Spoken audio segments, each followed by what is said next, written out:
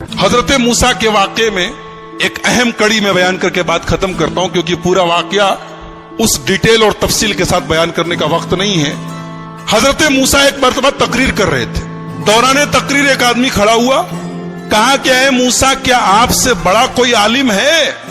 मूसा अलैहिस्सलाम ने कहा नहीं, मुझसे बड़ा कोई आलिम नहीं। इस वक्त दुनिया में सबसे बड़ा आलिम मैं हूं। और हकीकत में मूसा अलैहिस्सलाम सबसे बड़े आलिम थे, मगर अल्लाह ताला को मूसा की ये बात पसंद नहीं है। ये आलिम की शान नहीं है कि सबसे बड़ा अपने आप को समझे। मूसा अलैहिस्सलाम का ये जुमला अल्लाह को पसंद नहीं आया।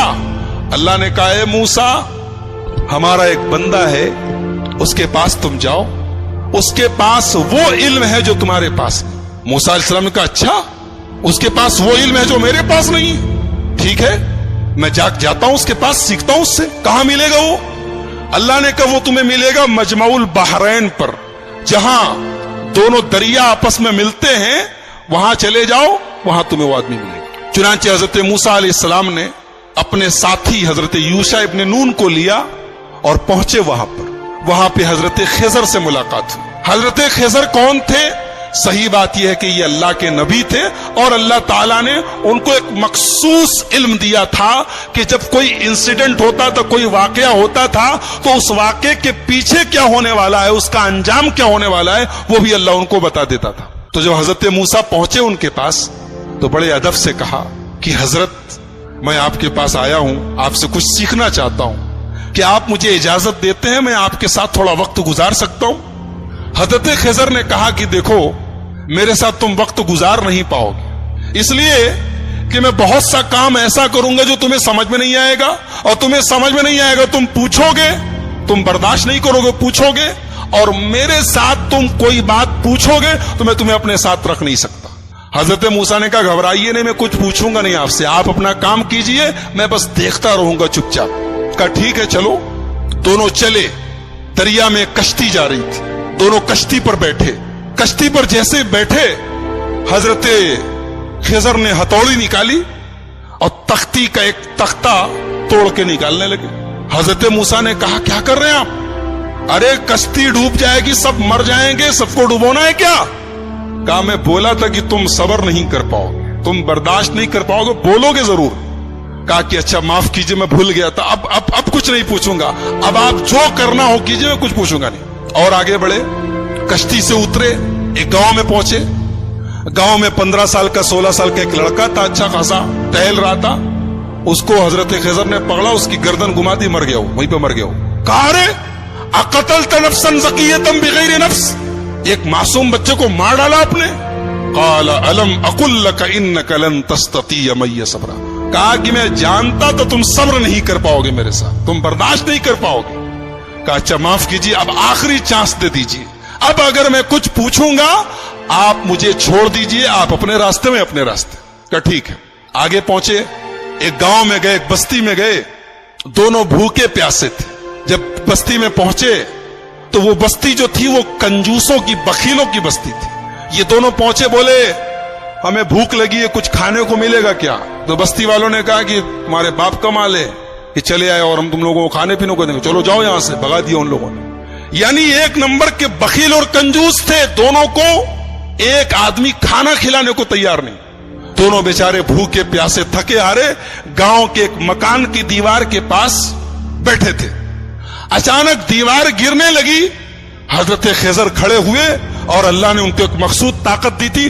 दीवार गिर रही थी, उन्होंने खड़े होकर दीवार को सीधा कर दिया। हालांकि वो अकेले एक आदमी के बस की चीज नहीं थी, लेकिन अल्लाह ने उनको पावर दिया था, उन्होंने खड़े होकर दीवार ठीक कर दी। मूसा अलैहिस्सलाम जलाली पैगंबर थे, पहले ही गुस्से में थे। उन लोगों ने खाना और पानी तक नहीं पूछा था, मेहमान नवाजी नहीं की थी।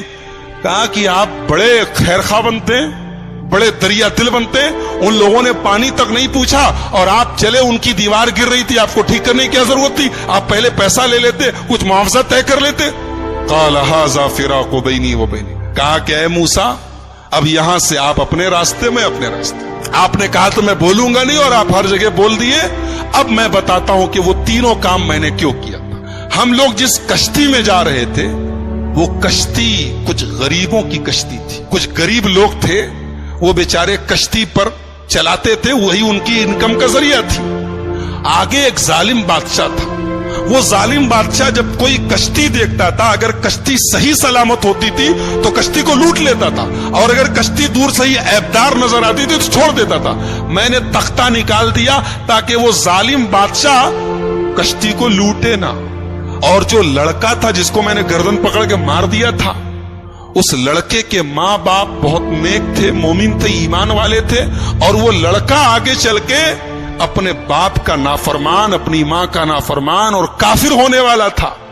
تو میں نے اللہ کے حکم سے اس کو ختم کر دیا، اور اللہ اس بچے کے بدلے ان کو ایک نیک بچہ دے گا جو ان کی آگے چل کے ایمان والا بنے گا اور ان کی خدمت کرے گا۔ اور جو دیوار میں نے ٹھیک کر دی تھی، وہ دراصل جس مکان کی دیوار تھی وہ مکان 2 یتیم بچوں کا تھا۔ ان کا باپ جب مرنے لگا تو اس نے اپنی ساری جمع پونجی، بچے چھوٹے چھوٹے تھے، ساری جمع پونجی اپنے مکان کی ایک دیوار کے نیچے دفن کر دیا، اور وہ بچے بیچارے ابھی چھوٹے چھوٹے تھے، یتیم بچے تھے۔ اگر دیوار گر جاتی تو وہ بستی جو تھی، گاؤں والے 1 نمبر کے حریص اور لالچی اور بخیل لوگ تھے، ہمیں ایک گلاس پانی تک نہیں پوچھا، وہ دیوار کے نیچے کا سارا خزانہ لوٹ لیتے اور وہ بیچارے یتیم بچوں کا حق مارا جاتا۔ تو اللہ کے حکم سے میں نے دیوار کو ٹھیک کر دیا تاکہ جب بچے بڑے ہو جائیں تو پھر اللہ تعالیٰ ان کے باپ کا خزانہ انہیں پہنچا دے۔ اور اللہ نے ایسا کیوں کیا؟ اس لیے کہ ان دونوں بچوں کا جو باپ تھا وہ بہت نیک تھا۔ نیک باپ کی اولاد پریشانی میں پڑے یہ اللہ تعالیٰ نے پسند نہیں کیا۔ اگر باپ نیک ہے تو اولاد کی اللہ مدد کرتا ہے۔ ایک نقطہ یہ ملا کہ اگر آدمی نیک ہو تو اس کے مرنے کے بعد بھی اس کی اولاد کو فائدہ پہنچتا ہے، یہ اس آیت سے پتا چلا۔ بہرحال یہ حضرت خضر کا واقعہ تھا، حضرت موسیٰ کا واقعہ قرآن کریم کے 15ویں پارے کے لاسٹ میں اور 16ویں کے شروع میں یہ واقعہ بیان کیا گیا ہے۔ موسیٰ علیہ السلام کی جو قوم تھی، اللہ نے بہت انعام ان کے اوپر کیا۔ ان کے اوپر آسمان سے کھانا اترتا تھا، ان کو بھوک لگتی تھی، کھانا اترتا، من و سلوا۔ پانی کی ضرورت پڑی، موسیٰ علیہ السلام نے لاٹھی کو زمین پہ مارا، زمین سے چشمہ بہنے لگا۔ ان کو دھوپ بہت تیز لگی، آسمان میں بادل کا سایہ آ گیا۔ لیکن جتنی اللہ نے ان کو سہولت دی، آرام دیا، اتنی ہی یہ قوم نافرمان ہو گئی۔ جب فلسطین قریب آ گیا تو موسیٰ علیہ السلام نے اپنے ساتھیوں سے کہا، بنی اسرائیل سے، کہ چلو ہم فلسطین میں چلیں، اور وہاں پہ ایک ظالم لوگوں کی حکومت ہے، عمالقہ کی حکومت ہے، ہم ان سے جہاد کریں، ان سے لڑیں۔ تو موسیٰ علیہ السلام کے ساتھیوں نے کہا، ارے وہ لوگ بہت پاورفل لوگ ہیں، ہم لوگ ان سے لڑ نہیں سکتے، ان سے لڑنے کی طاقت ہمارے اندر نہیں ہے، آپ جائیے، آپ کا رب جائے۔ اذهب انت وربک فقاتلا، اے موسیٰ تم جاؤ، تمہارا رب جائے، اور دونوں جا کے لڑائی کرو، ہم لڑنے والے نہیں ہیں۔ یہ حال تھا بنی اسرائیل کا۔ ایسے ہی نہیں ہم لوگ سورہ فاتحہ میں پڑھتے غیر المغضوب علیہم ولا الضالین، اے اللہ ان کے راستے پر نہیں چلانا جن کے اوپر تیرا غضب اترا۔ اللہ نے اس کو جتنا نوازا تھا، اس قوم نے اتنی ہی نافرمانی اور اتنی ہی بدکاری کی۔ سوچیے اللہ کی کتنی بڑی گستاخی ہے، رسول کی کتنی بڑی گستاخی۔ کہہ رہے ہیں موسیٰ تم جاؤ، تمہارا رب جائے، تم لڑو، ہم نہیں لڑیں گے۔ اور دوسری طرف ہمارے پیارے نبی جناب محمد الرسول اللہ صلی اللہ علیہ وسلم جب غزوہ بدر کے موقع پر اپنے صحابہ سے مشورہ کرتے ہیں، اپنے صحابہ سے مشورہ کرتے ہیں اور اپنے انصاری صحابہ سے پوچھتے ہیں کہ تم لوگ کیا کرو گے؟ تو انصاری صحابہ کہتے ہیں اللہ کے نبی، ہم کوئی موسیٰ کے ساتھی تھوڑی ہیں جو کہہ دے کہ آپ جائیے، آپ لڑیے، ہم بیٹھے رہیں گے۔ اے اللہ کے نبی، اگر آپ سمندر میں اترنے کہیں گے، آپ کے صحابہ سمندر میں اترنے کو تیار ہیں۔ اسی لیے ہمارا ایمان ہے کہ دنیا میں جتنے نبی آئے، جتنے رسول آئے، سارے رسولوں میں سب سے بہترین صحابہ، سب سے بہترین ساتھی اگر کسی کو ملے تو ہمارے پیارے نبی محمد الرسول اللہ صلی اللہ علیہ وسلم کو ملے۔ تو ان لوگوں نے کہا کہ موسیٰ آپ جائیے، آپ کا رب لڑے، ہم نہیں لڑیں گے۔ اللہ نے سزا نازل کی کہ اب 40 سال تک تم لوگ فلسطین کو فتح نہیں کر سکتے، اب 40 سال تک اسی صحرا میں تم گھومتے رہو، اسی میں پریشان رہو۔ اور اسی 40 سال کے دوران حضرت موسیٰ کا انتقال ہو گیا۔ بعد میں ان کے جانشین بنے حضرت یوشع ابن نون، اور ان کے دور میں فلسطین فتح ہوا اور فلسطین پر پھر بنی اسرائیل کا قبضہ ہوا۔ تو یہ چونکہ حضرت موسیٰ کی زندگی کے بعد کا واقعہ ہے، اس لیے وہ ہماری گفتگو کا ٹاپک نہیں ہے۔ حضرت موسیٰ کی زندگی میں ہمارے لیے بہت ساری عبرت اور نصیحت ہے. سب سے بڑا سبق یہ ہے جس کو اللہ رکھے اس کو کون چکھے, جس کو اللہ رکھے اس کو کون چکھے.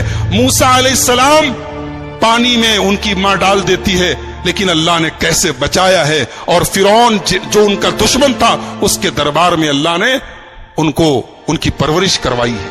اور پھر اللہ نے اس موقع پر جب موسیٰ کی پوری قوم, موسیٰ علیہ السلام کی پوری قوم کہتی ہے کہ ہم پکڑ لیے جائیں گے, گرفتار ہو جائیں گے, لیکن حضرت موسیٰ نے اللہ کی ذات پر ایسا بھروسہ اور یقین رکھا کہ اللہ نے ان کے بھروسے کی لاج رکھی اور سمندر کے اندر, دریا کے اندر راستہ بنا دیا. تو میرے بھائیوں, بہت سارے سبق ہیں, بہت ساری عبرتیں ہیں, نصیحتیں ہیں. آئیے ہم اللہ سے دعا کریں اللہ تعالیٰ اس جلیل القدر پیغمبر کی سیرت کو ہم سب کو سمجھنے کی اور اس سے جو عبرتیں نصیحتیں حاصل ہو رہی ہیں انہیں اپنانے کی توفیق عطا فرمائے. رب العالمین ہمیں نبیوں کے واقعات کو پڑھنے اور سننے کی توفیق عطا فرمائے. رب العالمین ہماری اصلاح فرمائے. رب العالمین آج کے ہمارے جمع ہونے کو قبول فرمائے. کہنے اور سننے سے زیادہ عمل کی توفیق عطا فرمائے. جب تک ہم دنیا میں زندہ رہیں اسلام پر زندہ رہیں اور خاتمہ ہمارا ایمان پر ہو.